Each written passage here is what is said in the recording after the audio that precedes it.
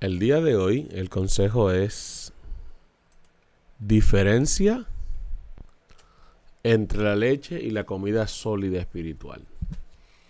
Hay un texto en la Biblia que habla acerca de esto y lo escribe Pablo en Hebreos capítulo 5, los versos del 12 al 14. Y vamos a ver algunos aspectos interesantes de lo que ayer iniciábamos al hablar acerca de vivir la Biblia. Ayer decíamos que el concepto entender y el concepto conocer son conceptos diferentes y que es necesario para alcanzar el conocimiento de Dios el hacer. Pablo lo presenta en esta perspectiva en el libro de Hebreos capítulo 5 versículos del 12 al 14. Porque debiendo ser ya maestros después de tanto tiempo, tenéis necesidad de que os vuelva a enseñar cuáles son los primeros rudimentos de la palabra de Dios. Y habéis llegado a ser tales que tenéis necesidad de leche y no de alimento sólido. Si usted puede ver allí, tenemos resaltado en negrita la palabra rudimentos. El tiempo de aprender y entender, pero no hacer. Cuando nos vamos a los rudimentos de la palabra, eso quiere decir que tenemos que volver a explicar todo para entonces poder hacerlo. En el versículo 13 él dice, y todo aquel que participa de la leche es inexperto en la palabra de justicia porque es niño. La leche es para inexpertos, los que no tienen experiencia. Dice el versículo 14, pero el alimento sólido es para los que han alcanzado madurez, para los que por el uso tienen los sentidos ejercitados en discernimiento del bien y del mal. ¿Para quién es el alimento sólido? Para los maduros, porque tienen los sentidos ejercitados para el discernimiento del bien y del mal. Por el uso, por la práctica, estos son los que tienen conocimiento. Aquí una vez más recalcamos que es muy importante, muy importante, el que seamos hacedores de la palabra, más bien que solamente oidores. Ayer decíamos que cuando nosotros recibimos la experiencia de la autora solamente como información, podemos llegar a memorizar esa información e incluso podemos repetirla. Podemos decir lo que hemos escuchado de otros. Incluso animales pueden hacer eso. La cotorra, el perico pueden hacer ese tipo de cosas. Pero nosotros necesitamos poner en práctica las palabras que leemos para alcanzar un conocimiento pleno. El libro de Timoteo, segunda carta de Timoteo, capítulo 3, versículo 7 dicen, están siempre, están aprendiendo y nunca pueden llegar al conocimiento de la verdad. Aprender no es el fin, sino hacer lo que se aprende para tener el conocimiento. Puede que en algún momento de nuestra vida cristiana estemos aprendiendo, pero nosotros necesitamos practicar para poder alcanzar la plenitud del conocimiento. Santiago 1:22 dice, pero sed hacedores de la palabra y no tan solamente oidores, engañándonos a vosotros mismos. Engañarnos a nosotros mismos en el justificarnos y saber y no en el hacer. Entender sin conocimiento. O sea, muchas veces vemos cristianos débiles porque precisamente han aprendido, pero no han comprendido, no han alcanzado el conocimiento pleno, sencillamente porque es necesario que usted practique y que pueda llegar a ese conocimiento.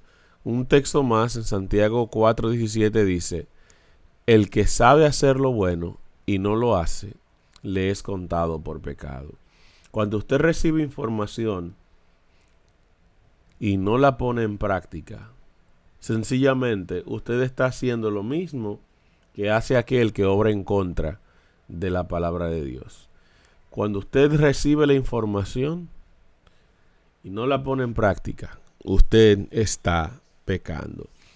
No es tanto lo que sepamos o entendamos de Dios los que va a medir nuestra habilidad o nuestro conocimiento de Dios, sino lo que hemos experimentado, lo que Él nos pide que hagamos. Algunos se justifican con el saber en vez de hacer. Y la Biblia nos habla muchas veces de este tema y de sus consecuencias. Cuando entendamos lo que Dios nos está diciendo, busquemos ponerlo en práctica para tener un verdadero conocimiento de la verdad. Y esto forma el carácter de Jesús mismo en nosotros. Y esto último que acabo de decir es el propósito de Dios, porque para eso Él nos dio la Biblia, para que le conozcamos y no solamente para que aprendamos información acerca de Él. El día de hoy pues tengo el privilegio y la enorme responsabilidad de presentar la palabra de Dios en el capítulo pues número 19 del libro de los Hechos que estamos estudiando. Antes de iniciar pues la disertación de la palabra de Dios, quisiera tener una palabra de oración con ustedes. Padre amante que estás en las alturas de los cielos, gracias te damos por tus bondades, gracias te damos por tu misericordia. Queremos rogarte que ahora que hemos de abrir tu palabra y de estudiarla, tu Santo Espíritu hable a nuestras mentes, hable a nuestros corazones y permita, Padre Celestial, que ese mensaje sea internalizado y sea puesto en práctica para bendición de nosotros y de las personas que nos rodean. En el nombre de Cristo Jesús. Amén. Amén. El capítulo 19 del libro de Hechos es una continuación de la última parte del capítulo 18, en donde Pablo pues había llegado a Éfeso, pero no se detuvo allí, sino que dejó a Aquila y a Priscila y se fue de nuevo a Antioquía, para entonces luego iniciar su tercer viaje misionero. O sea, estamos ubicados hasta este punto en el libro de los Hechos, en el tercer viaje misionero de Pablo. Mientras tanto, Pablo iba a Antioquía, en la parte final del capítulo 18, encontramos a un personaje, discípulo de Juan el Bautista, pues que predicaba el mensaje de arrepentimiento y bautizaba con el bautismo de arrepentimiento. Cabe destacar aquí, antes de trabajar con el capítulo pues 19, esclarecer algo acerca del bautismo. Hasta Juan el Bautista, previo a Jesús, el bautismo que se conocía era un bautismo de preparación, era un bautismo que solamente tenía la posibilidad de limpiar los pecados y preparar a el hombre, preparar la mente humana para recibir al que vendría después. Y el mismo Juan es quien presenta eso. El libro de Juan, capítulo 1, versículos, pues desde el 27 en adelante dice, Juan mismo dice, este es el que viene después de mí, que es antes de mí, del cual yo no soy digno de desatar la correa del calzado. Y entonces en el versículo 29 dice, el día siguiente vino Jesús a Juan y dijo, he aquí el Cordero de Dios que quita el pecado del mundo. Este es el que de quien yo dije, después de mí viene un varón, el cual es antes de mí, porque era primero que yo. Y yo no le conocía, mas para que fuese manifiesto a Israel, por este vine yo bautizando con agua. También dio Juan testimonio diciendo, vi al Espíritu que descendía del cielo como paloma y permaneció sobre él, y yo no le conocía. Pero el que me envió a bautizar con agua, el que me dijo, sobre quien veas descender el Espíritu que permanece sobre él, ese es el que bautiza con el Espíritu Santo. Y yo le vi y he dado testimonio de que este es el Hijo de Dios. El mismo Juan reconoce que existía un bautismo que era el que él presentaba y el que Jesús venía a traer con su muerte.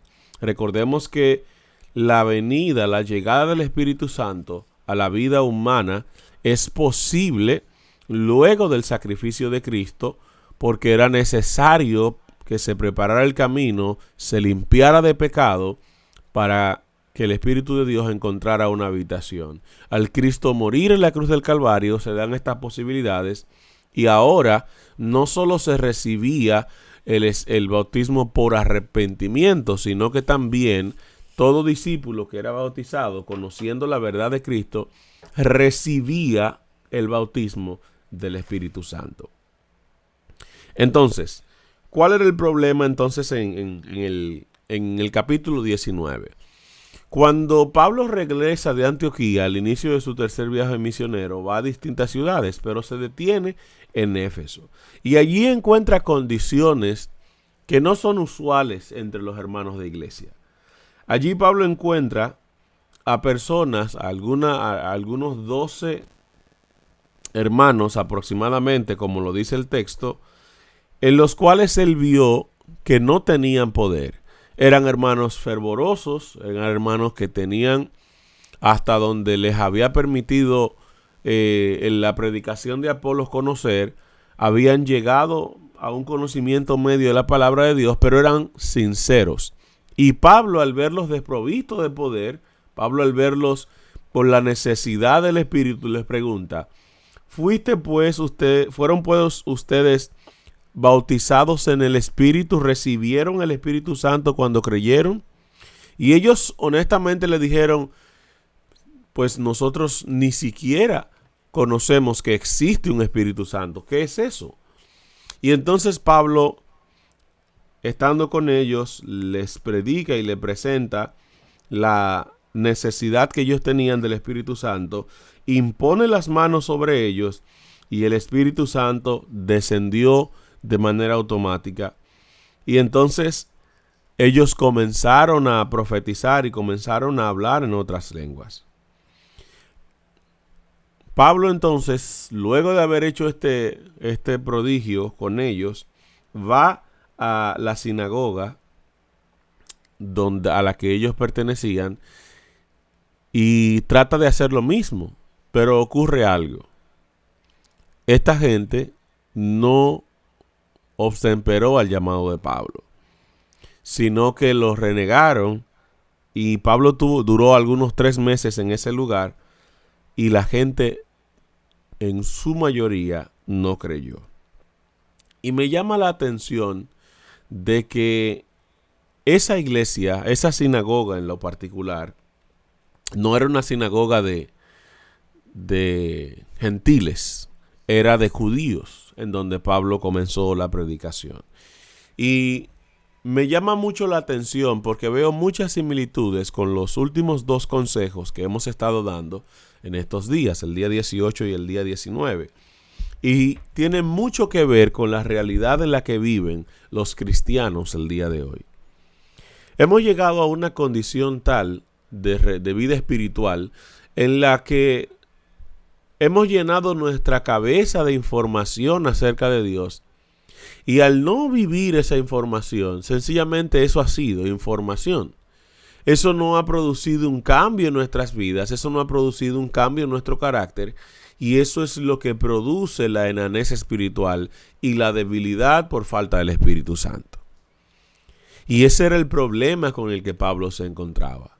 Recuerdo que cuando estábamos hablando de los 40 días de ayuno y oración, me tocó hablar acerca de este tema, el cual se encuentra en la tercera parte del libro de la venida del Consolador.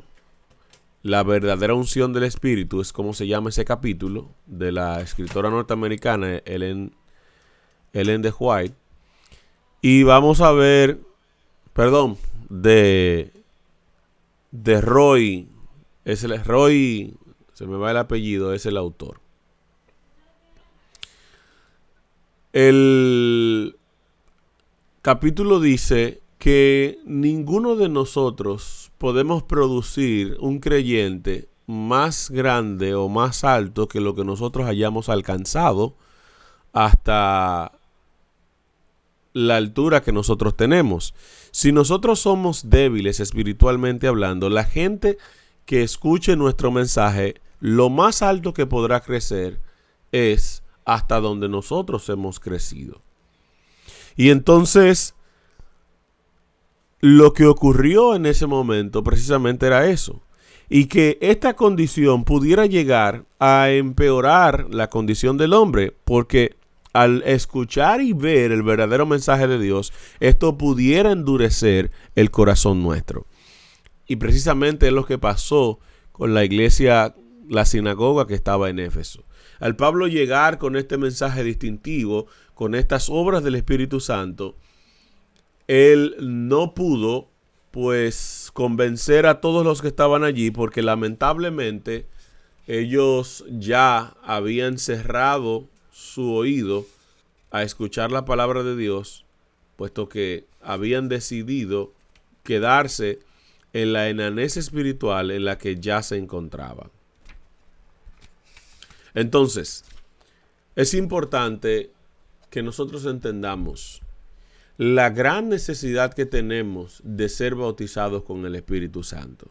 Es importante que antes de predicar cualquier sermón, antes de motivar a otros a conocer de Dios, estemos seguros de que contamos con la bendición del Espíritu de Dios en nuestras vidas, porque no es nuestra elocuencia, no son nuestras palabras, no es la información la que hemos recibido la que va a cambiar los corazones de la gente. Es la evidencia del Espíritu Santo en nuestras vidas la que va a producir ese cambio. Y voy a citar algo que está en ese libro que mencioné. Está precisamente en la página número 141 de esta versión que tengo del capítulo 9 del libro, La venida del Consolador, del Leroy Edwin Fromm, que dice, página 141, la espada del Espíritu, que es la palabra de Dios, atraviesa el corazón del pecador y lo corta en pedazos. Cuando la teoría de la verdad es repetida sin que su sagrada influencia se sienta en el alma del orador, no tiene fuerza sobre sus oyentes, sino que es rechazada como si fuera error, y el predicador echa sobre sí la responsabilidad por la pérdida de las almas. Obreros Evangélicos, página 253. También se encuentra esa cita. Y hay otra cita más en el mismo libro, página 305. No debemos restar prominencia a las verdades especiales que se nos han separado del mundo y nos han hecho lo que somos hasta el día de hoy, porque están llenas de intereses eternos, Dios nos ha dado luz acerca de los que conocemos hasta ahora, y por la pluma y de viva voz debemos proclamar la verdad al mundo. Pero es la vida de Cristo en el alma, es el activo principal del amor impartido por el Espíritu Santo, lo único que puede hacer fructificar nuestras palabras. Es lo único. Por más información, por más Biblia que yo tenga, si yo no poseo el Espíritu Santo, mis palabras, en vez de alcanzar a la humanidad para hacerlas convertirse y arrepentirse de sus pecados, lo que pudieran hacer es el efecto contrario, ser recibidas como error, pese a ser la verdad, y endurecer los corazones de la gente. Y eso fue lo que Pablo se encontró en aquella sinagoga. Y entonces, lamentablemente, tuvo que salir de allí y fue a enseñar a la casa de Tirano, en donde pasó espacio de 2 años haciendo prodigios y haciendo señales. Y Pablo comenzó desde allí, desde Éfeso, a trastornar toda Asia.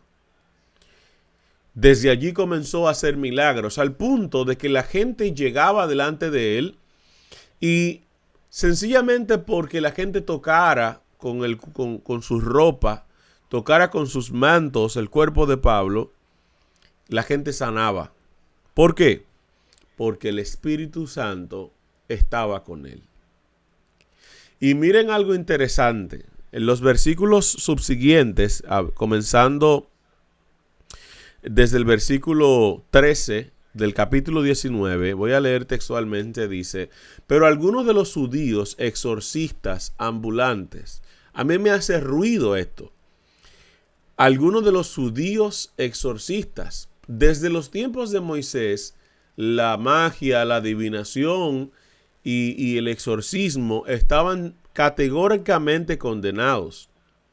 Estos eran judíos que de alguna forma habían extraviado el camino, se vieron con la posibilidad de lucro, porque la nación de Éfeso era una nación pues muy pagana, muy creyente de rituales paganos, y ellos tomaron eso como su negocio. Y ellos veían los prodigios y señales que el Señor hacía a través de Pablo. Y según el versículo 13, ellos intentaron invocar el nombre de Jesús sobre uno que tenía espíritus malos, diciendo: os conjuro por Jesús. Pero escuche la palabra que dice él: os conjuro por Jesús, el que predica Pablo. Ellos no habían tenido un conocimiento de quién era Jesús. Ellos solo habían escuchado que otro que tiene poder decía de alguien que daba el poder, y ellos lo invocaron. Y fueron a hacer lo que ellos no habían puesto en práctica en su vida. Y por lo menos son honestos y dicen: Jesús, el que predica Pablo. Y entonces ocurrió algo muy interesante. Cuando el Espíritu, versículo 15, escuchó lo que ellos decían, le dijeron a esos jóvenes que estaban tratando de sacar ese demonio: a Jesús lo conozco y sé quién es Pablo. Pero vosotros, ¿quiénes sois? Y el hombre en quien estaba el espíritu malo, saltando sobre ellos, los dominó y pudo más que ellos, de tal manera que huyeron de aquella casa desnudos y heridos. Y fue notorio a todos los que habitaban en Éfeso, así judíos como a griegos, y tuvieron gran temor todos ellos.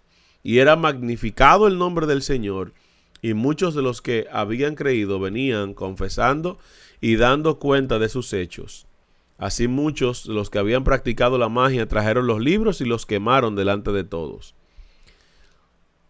Es importante ver que este grupo de personas que habían cometido el error es muy, muy parecido a lo que nosotros hacemos el día de hoy cuando vamos desprovistos del Espíritu de Dios a luchar, a predicar y a enfrentar al enemigo en su propio terreno.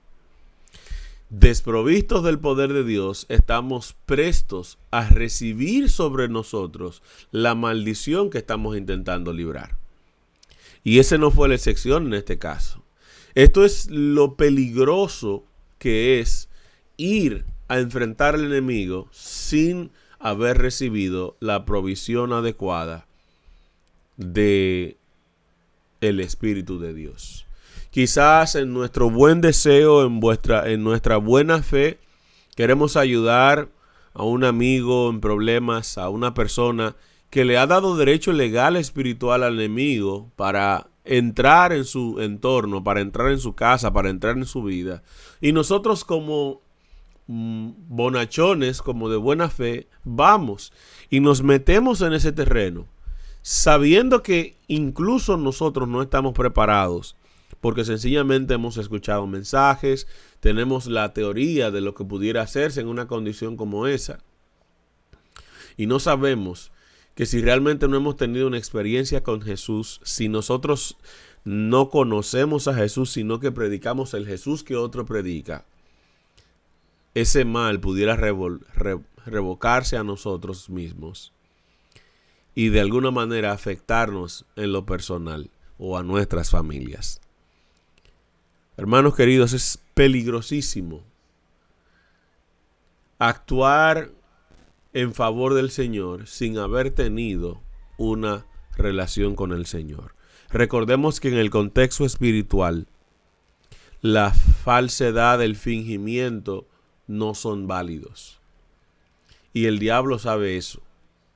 Si no estamos con Dios, si solamente hemos recibido información acerca de Dios y no hemos vivido una experiencia, no hemos convertido esa información en una experiencia, estamos desprovistos del poder de Dios. Y por esa razón no causamos revuelo. Y esta es la parte final que quiero estudiar con ustedes, el capítulo 19. Las enseñanzas de Pablo, la experiencia de Pablo y la relación de Dios con Pablo era tan grande que toda Asia Menor fue sacudida por su testimonio, por las obras que él hacía y las obras que automáticamente la gente era bautizada comenzaba a hacer. Le era notorio a judíos y a griegos residentes en aquella nación. Y esto alborotó tanto al pueblo que creó temor en aquellos que comercializaban en el templo de Diana, vendiendo artilugios y artífices que trabajaban allí, lucrándose de la ignorancia espiritual de la gente. En Éfeso había un templo que era uno de los más importantes de aquella zona. De hecho, mucha gente llegaba a ese lugar porque quería conocer el templo famoso de Diana y a la estatua grande que había allí de Júpiter, al cual ellos decían que había llegado a ese lugar a través de un rayo.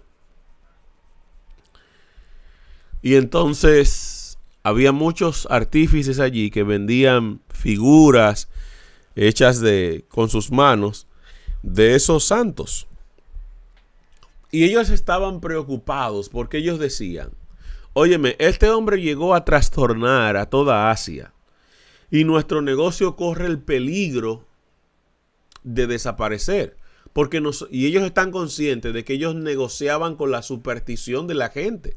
Y ellos decían: si la gente deja de creer en esto, ¿qué va a pasar con nuestro negocio?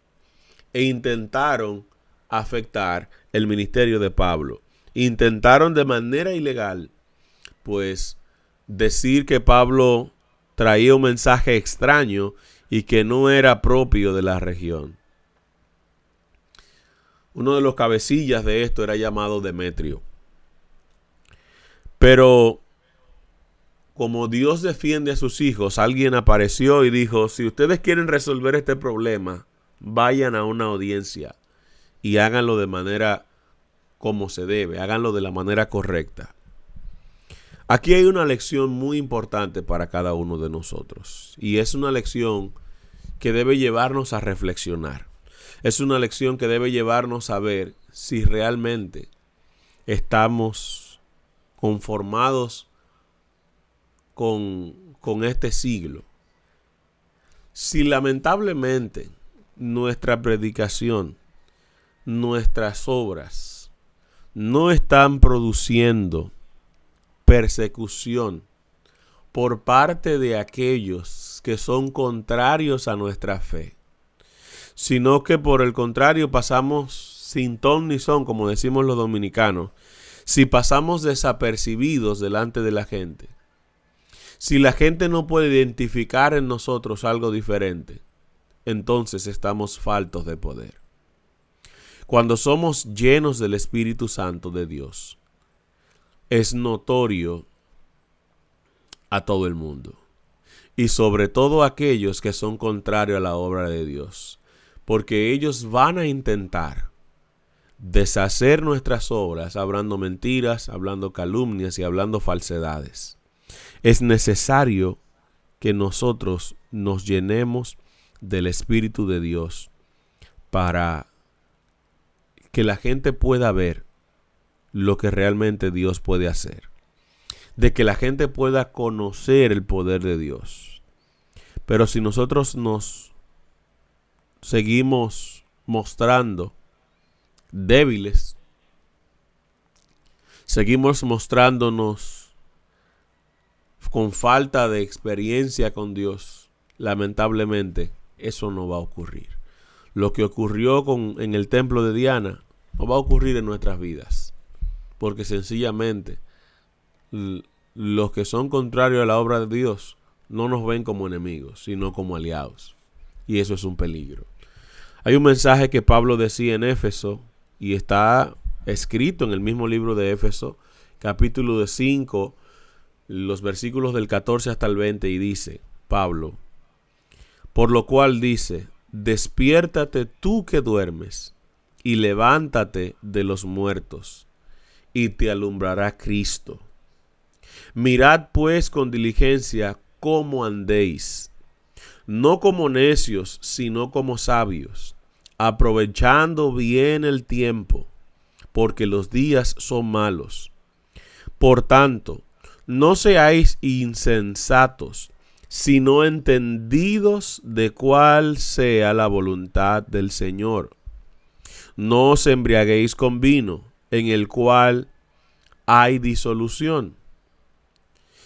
Antes bien, sed llenos del Espíritu Santo, hablando entre vosotros con salmos, con himnos y cánticos espirituales, cantando y alabando al Señor en vuestros corazones, y dando siempre gracias por todo a Dios el Padre, en el nombre de nuestro Señor Jesucristo.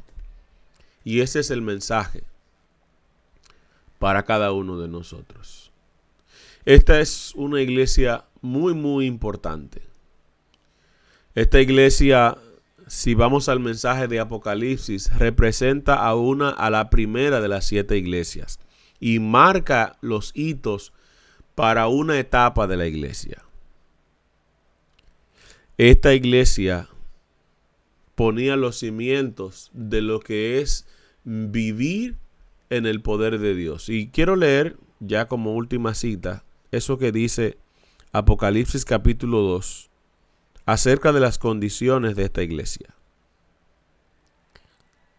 Desde el versículo 1 dice: escribe al ángel de la iglesia en Éfeso, el que tiene las 7 estrellas en su diestra, el que anda en medio de los 7 candeleros de oro, dice esto: yo conozco tus obras, reconoce el ángel, y el arduo trabajo y paciencia que tienes, y que no puedes soportar a los malos, y que has probado a los que se dicen ser apóstoles y no lo son, y los has llamado mentirosos categóricamente, y has sufrido y has tenido paciencia, y has trabajado arduamente por amor de mi nombre, y no has desmayado. Pero en algún punto de la historia, en la iglesia de Éfeso le pasó esto: pero tengo contra ti que has dejado tu primer amor. Recuerda, por tanto, de dónde has caído, y arrepiéntate y haz las primeras obras, pues si no, vendré pronto a ti y te quitaré tu candelero de su lugar. Y si no te hubieres arrepentido, lo haré. Pero tienes esto, que aborreces las obras de los nicolaítas, hombres contrarios al mensaje de Dios, las cuales yo también aborrezco. El que tiene oído, oiga lo que el Espíritu dice a las iglesias. Al que venciere, le daré de comer del árbol de la vida, el cual está en medio del paraíso de Dios. Hay un llamado, hermanos queridos, aquí.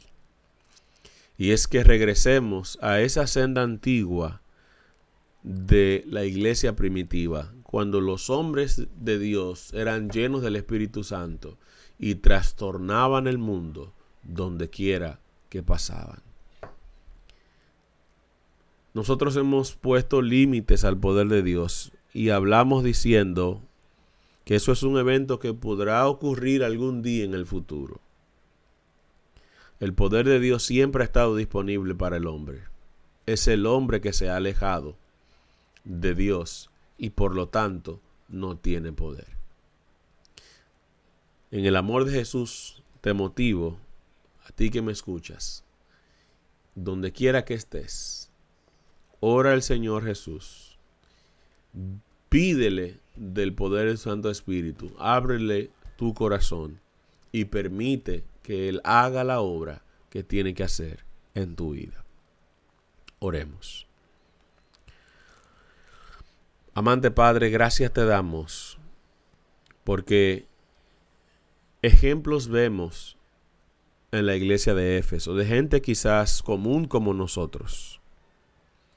Ejemplos vemos de gente que necesita ser lleno del Espíritu Santo.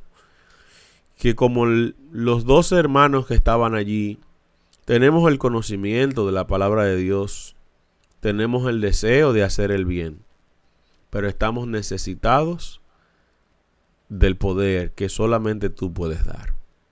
Permítenos vivir una experiencia contigo, que no conozcamos solamente de ti, sino que te conozcamos a ti. Y permítenos, Padre Celestial, que la gente que nos rodea pueda identificar que tú has hecho una obra transformadora en nuestras vidas. Te damos gracias, Padre Celestial, porque este esfuerzo que estamos haciendo es con la intención de darte a ti el derecho legal espiritual de que tomes nuestra vida por completo y de que obres la transformación, que cortes las cosas necesarias que sean ser cortadas y que, Padre Celestial, nos permitas vivir vidas cristianas como realmente debieran vivirse. En el nombre de Cristo Jesús. Amén. Amén.